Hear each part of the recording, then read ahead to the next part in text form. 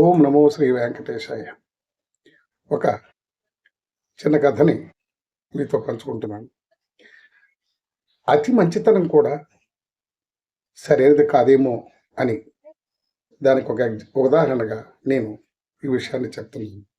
ఒక గ్రామంలో కాలభైరవుడు అనే సర్పం ఒకటి ఉండేది. అది తన భీకర విషజ్వాలలతో ఆ ప్రాంత ప్రజలను గడగడలాడించేది. ఆ దారిని వెళుతున్నటువంటి మునీశ్వరుడు ఆ సర్పంతో ఇలా అన్నాడు: భయభ్రాంతులను చేయడం ద్వారా నీవేం సాధిస్తావు?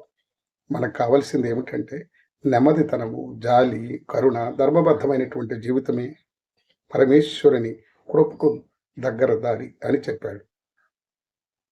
కొన్నాళ్ల తర్వాత మళ్ళీ అటగా వచ్చినటువంటి మునీశ్వరుడు ఆ పాముని అడిగాడు, ఏంటమ్మా చిక్కి శల్యమైనటువంటి నీ శరీరం ఏమిటలా అయ్యావు అని అడిగాడు. అయ్యా, తమరు చెప్పిన ధర్మసుగుణాలకి ప్రజలు ఇచ్చినటువంటి బహుమానం. నన్ను చూస్తేనే ఆమడ దూరం పారిపోయే ప్రజలు రాళ్లతోనూ కర్రలతోనూ కొట్టి ఆనందిస్తున్నారు అని చెప్పింది.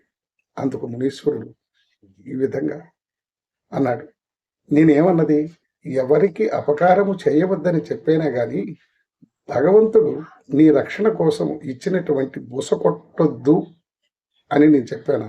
నీ రక్షణ కోసం బుస కొట్టి నీవు రక్షించుకోవడానికి జాగ్రత్తగా చూడు అన్నానే తప్ప ఇంకొక రకంగా అనలేదు అని మునీశ్వరుడు అన్నాడు.